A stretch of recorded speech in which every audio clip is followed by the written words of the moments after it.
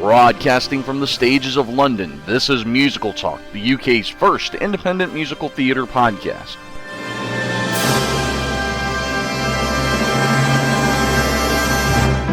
Hello, welcome to this week's episode of Musical Talk. Joining me on the phone is my favourite composer in the whole world, Mr. Alan Menken. Hello. Hello, Nick. How are you? I'm very good. How are you? I'm very well, thank you very much. Thank you for taking the time out to talk to us today. My pleasure.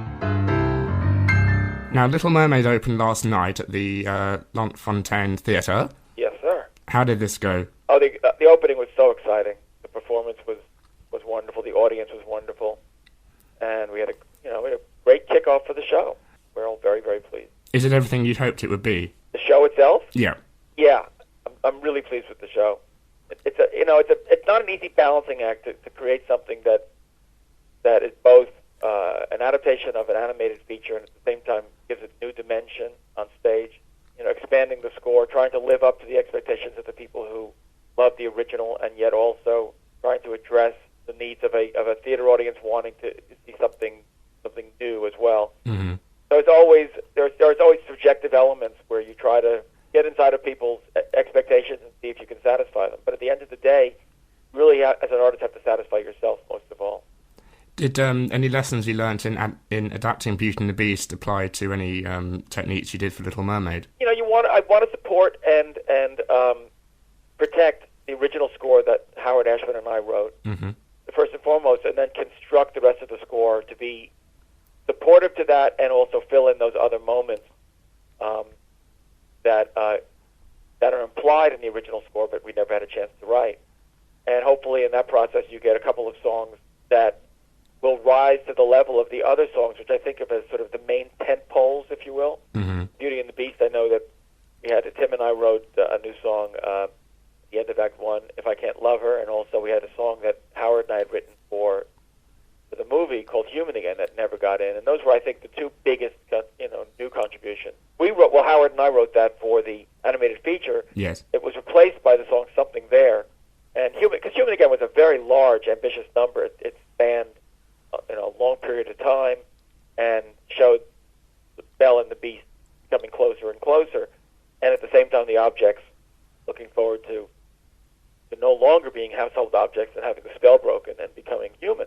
And then, of course, with the magic of DVD, you were able to put this song back in the film almost seamlessly. It was great. We got to have it and record it fully after Howard passed away, and that was a pretty dazzling experience. Yes, it's a wonderful song. I enjoy it very much.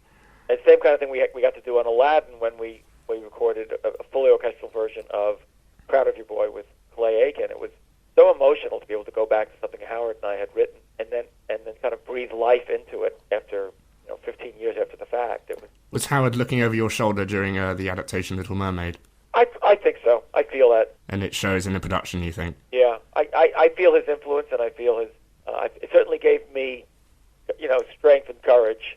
And it was interesting, the last show Howard did on Broadway was called Smile. He actually wrote it with Marvin Hamlish, and that was at the Lund Fontaine. Yes, and that's his... But Lund Fontaine has kind of become our go-to theater now. They should rename it the Howard Ashman Theatre after his... Now, I've always associated musical theatre with theme parks, with the way the interaction with, cast members and all these things like that. Your music is heard at the Disney parks worldwide. You've just composed music for a revamped attraction at Disney Sea in Tokyo called Sinbad's Storybook Voyage. Right. How do you go about working with Imagineers on these kind of projects, and how does it differ from a theatrical score? Well, Sinbad is a whole different animal, because Sinbad was a ride.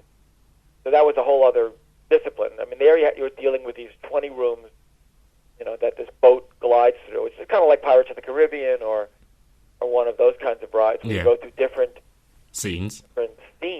And in each room, the song supposedly continues, except the song, each room is on a loop. Mm-hmm. And so you need to be able to create a loop where it's going to be heard by the room before it and the room after it. So it's pretty complicated to structure something that will work for a ride.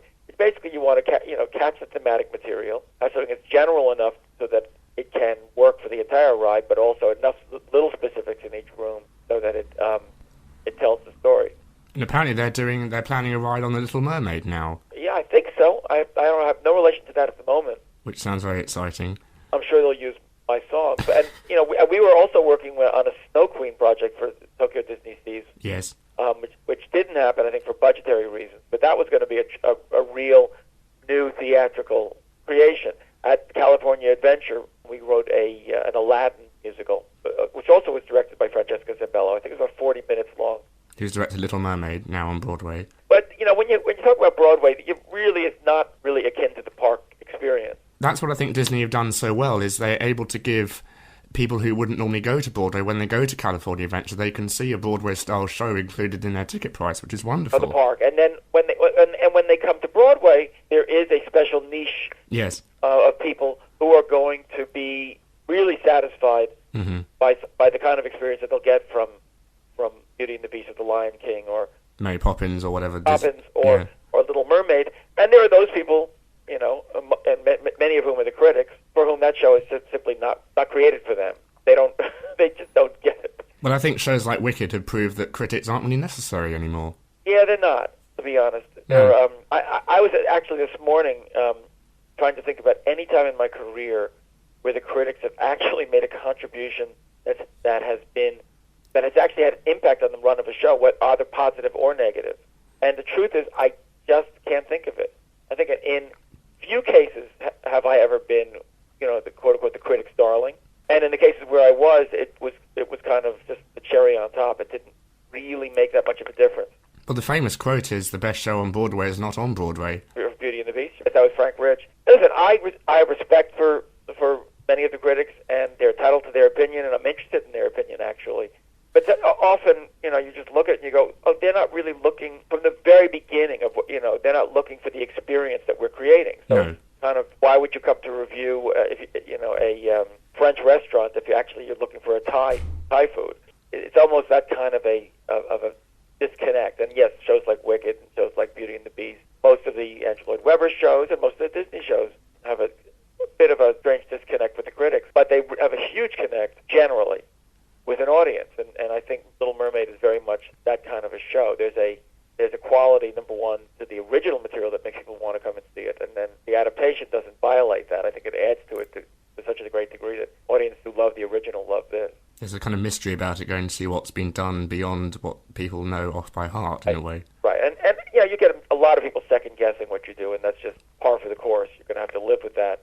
Would you mind telling me a little bit about Lehman Engel? Lehman Engel was a great teacher who was first a musician, a composer, musical director, and conductor on Broadway. And he was kind of a legend in his time. If you look at many of the cast albums from the 40s, 50s, and 60s, you'll see Lehman Engel's name as one of the great conductors, musical directors. Starting in the early 60s, Lehman began a workshop at BMI. When BMI is one of the royalty collection agencies, like ASCAP and BMI. And the purpose of the workshop was to teach composers who are not familiar with musical theater the craft of adapting their song or their talent as a composer to telling a story. And Lehman really developed his theories of how that is done through his years of observing shows from the pit as a conductor. And I think he wrote maybe what is the definitive text on how you create a musical. It's a book called Words with Music. Hard to find, by the way. I own a copy. You do? I do, yes. I'll sell it to you if you want. I have one, but I don't think it's in print now. You have to get it like through eBay or something. Mm-hmm. And Lehman taught this workshop at BMI, and writers would come in and have assignments in the first year, and each would write the same assignments and comment on each other's work. And then by the third year, you were working on your own musicals. But the workshop became very much a soundboard for your work and a place where you got critiqued. You certainly learned how to take criticism. What did he teach you? Oh, my God. You learn about, they're all very obvious things. Mm-hmm. How you have a protagonist who has some sort of a big dream that he or she is, has always held dear to the heart. So you have certainly the type of protagonist, the type of want that your character has, the type of obstacle, and then from there, where the songs are most effective, how, where you want to leave off an audience at the end of the first act. These are things that are taught to you, but then, as you write musicals, it becomes intuitive to you as an artist, because you just know it's all about holding an audience's attention and communicating with an audience and keeping them emotionally engaged. And those things are fairly obvious. When you tell somebody, it's really important that at the top of a musical, very close to the top, there has to be a song sung to let people know that things are going to be sung this evening, get them comfortable with that. And it's important that in that song you establish tone, the style, the way the score is going to work, and so you let an audience in on the experience. To me, that seems totally obvious. How else would you do it? It's like saying there needs to be a front door to a house. Well, it seems obvious to us nowadays, but maybe back when it wasn't, the craft of musicals wasn't so much well known, it probably wasn't obvious. Yes. Now, you've written a musical called Honeymooners. Oh my God, that goes way back, yes. But it wasn't produced due to rights issues. How, as a writer, does one cope with this difficult problem of rights and that affects so many of us, do you think? Well, when I was writing Honeymooners, I was young, and actually there was a producer who supposedly had the rights. I think I found out later that those rights were not secured sufficiently, and so we never got the rights through him.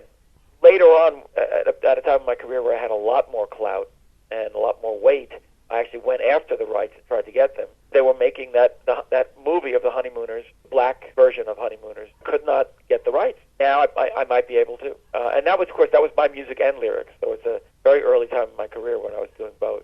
I would love to see that show happen someday. It's a matter of time. And maybe I've triggered something in your brain to maybe seek out the rights for the third time lucky.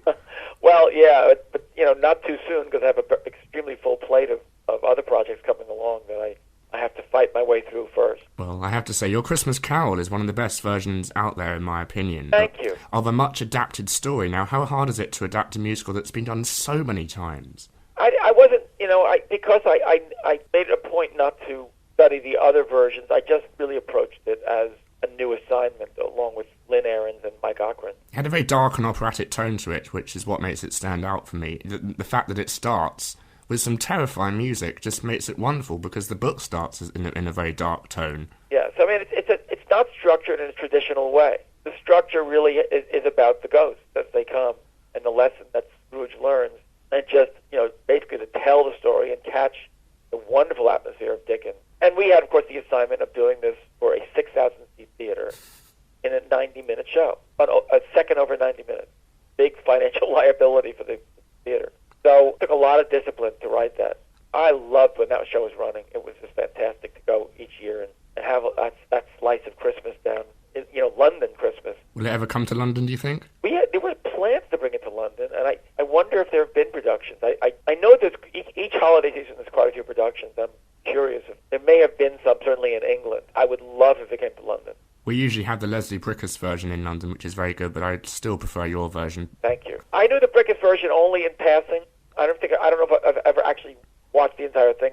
I know that our version really moves along in a very smart way, in a very economical way, and it also, I think, has a real emotional punch at the end. Yes. I'm very, very pleased and satisfied with it. I've always wanted to do another project with Lynn Ahrens, and of course, if only Mike Cochran was still around, our business would be a much better business in general, because he was a wonderful guy. Well, I'd love to see the production one day, and I hope it does tread the boards in the West End, as they say. Yeah. We recently had Mark Shaman on the show. What was your reaction to the parody of your music within South Park, Bigger, Longer and Uncut? I was totally flattered. Mark is really clever and really talented, and, how can you not be flattered? They say imitation is the most sincerest form of flattery, and I do believe that. Yeah, absolutely. Is there something true in me thinking that in Beauty and the Beast, are going to get quite analytical here as regards music? The fact that the word me ends 3 of the songs, and in If I Can't Love Her, the me is a top high F, and in Me, the me at the end is a top high F. Does that symbolise the fact that Gaston and the Beast are really the same characters in a way, then they sort of switch roles? Oh my God. You are so far ahead of me on that one. I wasn't even... No, I think it has to do with the fact that Tim Rice maybe is obsessed with me, the word me. No. Okay, moving on. Boy, certainly in terms of Gaston, it's reflective of the fact that he's a completely narcissistic character. Yes. What's the the third song that ends with me? A Change in Me, I believe. Oh. Both Belle, the Beast, and Gaston are the same character. Well... that would be an interesting... Yes. I wouldn't go that far. That's more for the sequel, I think, which has been done already. In Michael Bolton's version of Go the Distance, there's a bridge section that is not in the movie version of the song. What's the process of converting a musical theatre song into a pop song, or vice versa? You just try to go to those logical... You try to create music that's a logical extension of what you wrote that will help it exist in the marketplace. If you listen to an Enchanted, the version of the song that's in the movie is not the same as the single by Carrie Underwood. It also expands. It opens up a bit. Stephen Schwartz in Prince of Egypt had the song When You Believe, and single version was one which he had Babyface producing, and then Babyface ended up getting a writing credit for I guess some of his arranging on the song, which became a real point of contention, of course, at the Oscars. In general, songs do open up structurally. Stephen Schwartz said he loves it when people do Go the Distance at auditions because it's such a wonderful song, and I couldn't agree with him more. Oh, yeah. Oh, that's great. The song I'm Wishing by Frank Churchill from Snow White and the Seven Dwarfs opens with a 5-note motif that is similar to the one used by Gazelle in Enchanted. Is this a deliberate nod to Snow White? Oh, my God, Nick, wait a second. You mean I'm wishing? But musically it starts da-da-da-da-da. Oh, that. Well, it's an homage. Yeah. No question. It's a total deliberate homage. And I have to say, Enchanted is a wonderful, wonderful movie. I was actually in the cinema with you when you were over in London in October. By the way, Nick, that was the first time I saw Enchanted. Oh, really? Yep, that night. I was I'd say, a blubbering mess. I was very emotional. So was I. I really, really enjoyed the movie, and I saw it a second time a couple of weeks ago, and I was able to probably enjoy it more because since then I got the soundtrack, and I listened to the lyrics, and I knew them off by heart by then. And little things I never noticed, like the counterpoint you used in How Does She Know? Oh, yeah, well, actually, in original, there's really a 3-part counterpoint there, not a 2-part. There's a 3-part counterpoint. We really didn't use it that much in the film, but if you take the thematic material from the verse of How Do You Know, there's 3 parts that exist as a 3-part counterpoint.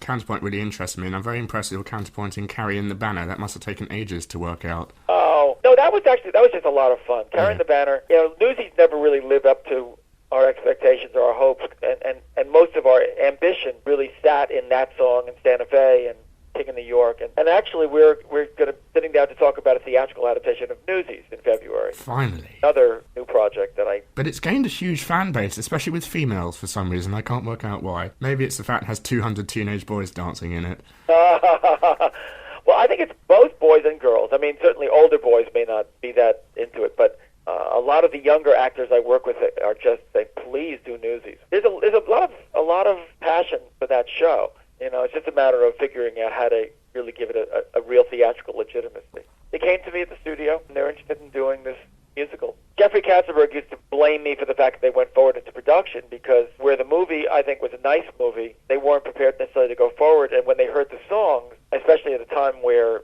we were very, very influential at Disney with Little Mermaid, Beauty and the Beast, and Aladdin, I think the songs pushed them over the top into creating this musical. And then, as they got deeper and deeper into it and had to consider what all the budgets were going to be, Jeffrey would tease me and say, "Your fault, you got us into this." Well, it still holds up to be a cult classic among many, many musical theatre fans.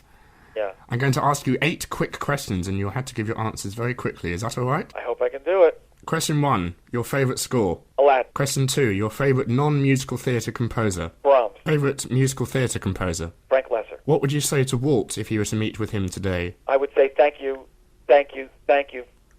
for this great tradition that I'm getting to be a part of. And what would you hope Walt would say to you? I hope he would say thank you for helping keep it alive. What profession would you not like to do? Dentistry. What is your favourite word? Emotion. And finally, what's the one musical song that you didn't write that you wish you had? New Words by Maury Yeston. Crimson Crow from the forums has asked, what do you think of the current state of musical theatre? I think musical theatre is actually very healthy right now. There's a wide variety of musicals that are running and are being embraced by audiences. I think we're in the era of the comedic musical. The more emotional musicals are a little bit not in vogue at the moment, or the spectacle musicals are not really as much in vogue. But I think we're in an atmosphere where all of them are able to survive if they're written well and if you communicate well with an audience. Well, they say that the musical comedy made a comeback after 9/11. It was much needed. Do you think that's true? A comedy has always been a huge element in musicals. Howard Ashman used to say that the form that was actually closest to musical comedy is sitcom, in terms of economy and the needs to keep the laughs coming at a regular.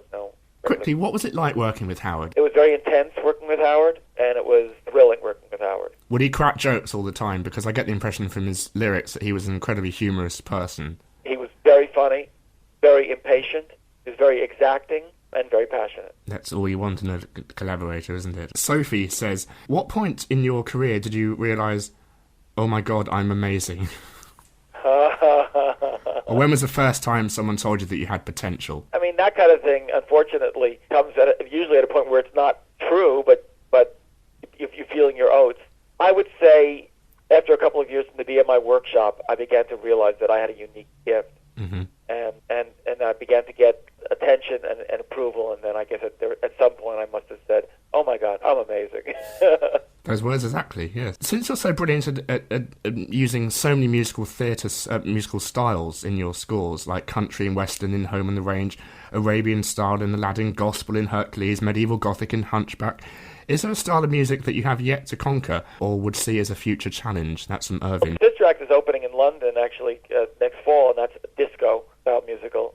Leap of Faith is gospel, and that's going to be opening on Broadway in the 2008-2009 season. Opera is a form that I haven't yet really dealt with seriously that I'm thinking about. What about King David? King David is sort of an oratorio, and if it was operatic, I consider it unsuccessfully operatic. I think I could do a much better job, but I really wasn't aiming for anything operatic there. I was aiming really for something that was more a big song cycle with some song recitative. Wisdom asks, can you describe your experience at NYU? All I can say is I started school in 1967, which was the summer of love, and I was a bit of a hippie, actually a lot of a hippie.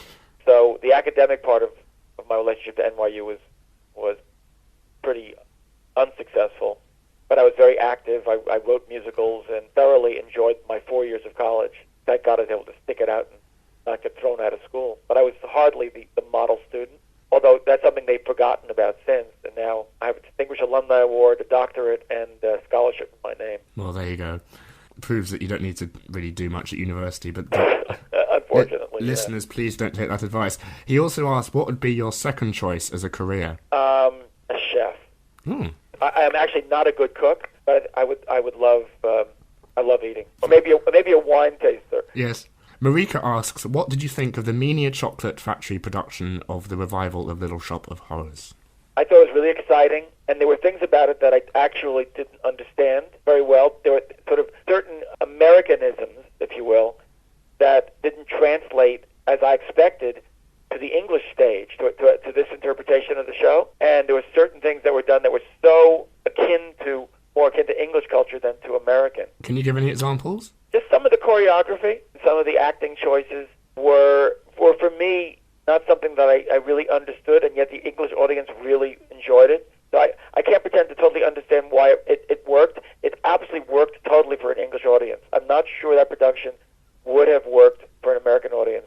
That's interesting. I think we can all agree that Sheridan Smith was fantastic as Audrey. Oh my God, she was great. And the plant, I mean, when I went by the Menia Chocolate Factory, it reminded me of the days back at WPA when we were first doing the show. That feeling of young artists creating something almost from scratch. It really did make it their own. And more than anything else, that's what I want people to do. So whether I totally understand what somebody does with my work or not, I prefer they make it their own than that they slavishly duplicate something that I did. I heard that Howard Ashman's partner was there. What did he think of it? I think he liked it very much. How can he not? I mean, I have to thank you. That musical got at me, A, into musical theatre, and B, into rock and roll at the tender age of 5 or something. Oh, well, great, thank you. And it's annoyed my parents with it, I think, forever on. My pleasure to annoy your parents. RB Canadian 181 asks, how do you approach writing a song? And he asks this because your music is what inspired him to teach himself piano and to pursue music. As somebody who writes primarily for musical theater or for projects that have a dramatic underpinning, my process is always to figure out what story point needs to be told in this song, what is the best style this song could be told through, who's singing the song, where does the song start emotionally, where does it end emotionally or plot-wise, and I always need to put all those specifics on the table in front of me. I'll even say, what song might this remind me of? What wink do I want to make to a shared experience with the listener? All of those elements have to be on the table before I can write a successful song. Now, in Enchanted, the music is described here by lights, places, action as old Disney. How did you prepare for that? I listened to old Disney. I would listen to Snow White and Cinderella and Sleeping Beauty and Pinocchio, and really tried to capture the essence of those hyper-innocent characters. Hyper-romantic, hyper-innocent. The question I have is, how much input do you have into the orchestrations that go into your work? Well, I have a huge amount of input into all the voicings, all of the dynamics, all the structural elements. Every bit of actual notes comes from me, for the most part. In terms of the orchestral coloration, I have long-term relationships with a number of orchestrators, primarily Danny True, but also Michael Starobin, Doug Besterman. And I trust that, once I create my original demo, I trust them to interpret it and find the most clever way to communicate the style of the song to an audience. What technology do you use to write music, or are you a traditional pen and paper man? I now work through MIDI almost entirely. I have a MIDI studio, MIDI keyboard, and I work through a program called Digital Performer. Yeah, I write basically in a very hands-on playing approach as opposed to pen to paper. Amy Vocalist says her favourite song is Somewhere That's Green. It's a perfect longing song and captures Audrey's want for a better life perfectly. Musically, what makes a perfect I Want song? The perfect I Want song is the moment when a character reveals to us a deep longing, an agenda, something that this character needs to have in a very impassioned way, and something where in the story we can also create an obstacle in the way of it. And that's how you fuel the dramatic tension in a musical. But musically, what goes into the song on your behalf? I mean, what chord Musically? patterns or specific chords, or what, whether do you change key halfway through? What do you sort of... There's no formula for that, honestly. Certainly you need to create music that will bring out the essence of the emotion of the character. More often than not, an I Want song is going to be major key and positive in nature. It's going to be hopeful in the face of dire odds. So therefore, you are talking about something that's usually major key. It starts in a gentle, introspective place, and often moves to an impassioned crescendo where this character really lets out the true intensity of their desire, and then often comes back to a much more private place at the end. But these are vast generalities. There's no formula really. And on to some of the presenters' questions. One of our presenters, Lisa, asks, what's your view on the way reality TV is helping Broadway and West End sales? I think it lets people in on the process, lets people feel an investment not only in the story and in the production, but also in the actors and in what they go through, in the casting process, in the thought process of the creative team. That can only help an audience when they come in to have a greater appreciation. The musical that really opened things up the most, I think, was the chorus line. Just ripped away the wall between musical theater and the audience and let the audience right into the heart of the actor's experience. I always wish you had a sort of modern backstage musical focusing on all the technical aspects of the running of a musical. I think it'd be very interesting. Yeah. A duet between the two stage managers or something. Oh, yeah. Well, that would be interesting. It would be interesting. I mean, it's a matter of the story and how much you can have the story of onstage and backstage happening at the same time. Well, of course, Kiss Me Kate did that very well. Sure, but and Michael Bennett's shows did that very well. Not only Chorus Line, really, Dreamgirls did that as well. Took you backstage and on stage, and there are moments of Sister Act, quite a few that do the same kinds of thing. I'm so thrilled that Sister Act is to be opening here in London. Thrilled too. What were the productions like in California and Atlanta? I think they were good, but I felt we had more work to do as writers, and I think we had more rethinking to do as far as the look and tone of the show. And so we went back to the drawing board after Atlanta, and we're in the midst of completely revamping the show. 2/3 of the score remains, although it's to be rewritten, Tim says a lot of your musicals in the past seem to be set in the past, and on the whole deal with generally wholesome topics apart from human-eating plants. Do you think in the future you'd like to tackle the musical dealing with more contemporary issues, perhaps with a hip-hop score? Probably not me. In general, musicals best communicate with a score that has had time to marinate in our culture and move into a place where a lot of cultural meaning has been able to attach itself to that style of music, because that really helps inform an audience about what the experience is. Musicals that are entirely fueled by a new style of music, a contemporary style, inevitably simply become about that style and nothing else. So my feeling is, a hip-hop score could happen in, maybe 10, 15 years, a rap score. I don't know that I'd be the one to write it, though. I tend to be a melodist. You sort of have rap in Little Shop of Horrors, though, don't you, when the plant... Oh, it's true, an early rap, in Mean Green Mother from Outer Space. Yeah. Howard was ahead of his time. Yes, he was in the hood, probably. Yeah, that style also, you could hear songs like that in the 50s, with a rhythmic percussion and kind of a cool spoken line. Well, doo-wop probably is the best example of that, but I wouldn't say doo-wop has links to hip-hop. They sound the same. Our presenter Dom, his favourite song in the whole world is If I Can't Love Her, which is also one of my favourite songs. With so many memorable songs from the stage show, how did you decide on writing a lament for the Beast at the end of Act 1? The moment that needed to end the act was the moment where the Beast has sealed his fate. The spell is not going to be broken. He's driven her away. His soul has kind of split open, and he sort of howls to the heavens that if I can't love her, then who? Then who? Then what will happen to me? What will happen to me? And so it seemed the place where we would best set up the tension for Act 2. We had not heard the Beast really sing from his soul before, and clearly when that was going to happen had to be an extremely pivotal moment in the score. I always thought about that moment from South Pacific, that's the song This Nearly Was Mine, which had such an elegance and a centered sadness to it when it's sung by Emile. And I just love that the stateliness of it. That's what Hammerstein was so great at, was structuring musicals. I saw our production of The Sound of Music a couple of weeks ago, and I've seen it a couple of times, and I'm always so impressed at how they're able to bring back songs in the second act, and they have a completely different meaning. Right. It just proves to me, okay, well, the real stars of musical theatre are the writers. The real stars of a musical are the songs. Yeah, and Andy asks, overall, who is your biggest inspiration? I have to give a group answer. My biggest inspiration are my contemporaries in the theatre, my friends and associates, my collaborators. They're the people who keep me going and keep me feeling centered. Howard Ashman. I suppose the memory of Howard is probably my biggest inspiration. Now, when you sit down to write a score, I'm always I'm always impressed by your use of leitmotifs.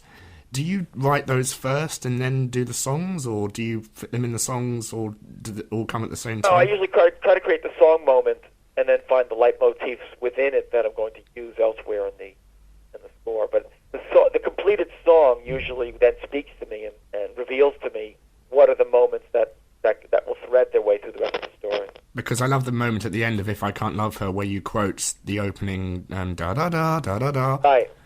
Which, interestingly, only happens on the London cast recording, I've heard. It doesn't happen on the Broadway. Why is that? I'd forgotten about that. And if that is the case, it probably was because sometimes, in the course of first year of Beauty and the Beast on Broadway, we looked for another way to end the song, and then were able to bring that improvement to the London production. I actually was not even aware that we didn't have that on the Broadway cast recording. I haven't listened to it in about a decade. So I have to thank you hugely, Alan, for talking to me today. It's been an absolute pleasure. My pleasure, Nick. I hope Little Mermaid continues to thrive, and we look forward to all the musicals opening on Broadway and in the West End of yours. Thank you. And I hope you can keep us posted. And thank you for having me on your show. So there you have the interview with Alan Menken. Thank you very much to all our wonderful listeners who submitted wonderful questions.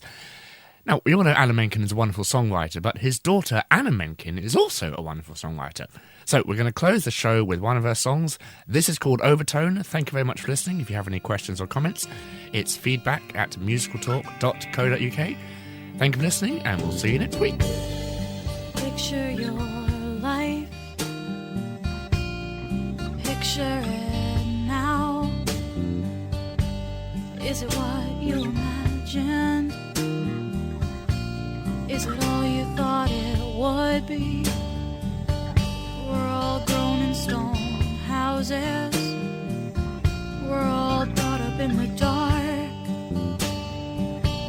rubbing the pickup sticks together. All we need to see is the spark. Then we're out of the dark.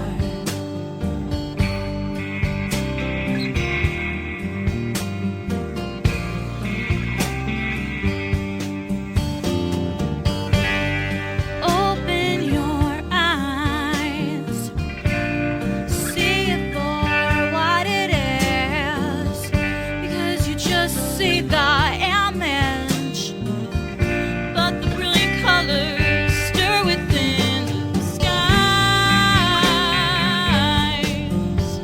As in your eyes, the skies. As in your eyes.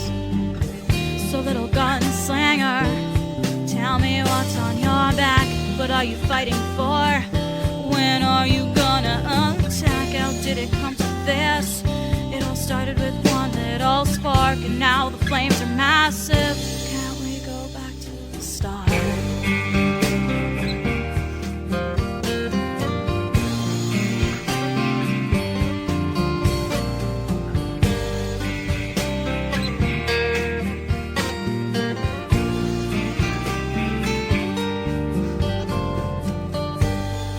Picture your life. Picture it now. In cinematic black. In a dark shaded room. Build up your stone houses. Raise your children in the dark. Watch them rub those sticks together. Watch them see the spark. We're out of the dark. We're out of the dark. This has been a production of Musical Talk, copyright 2008.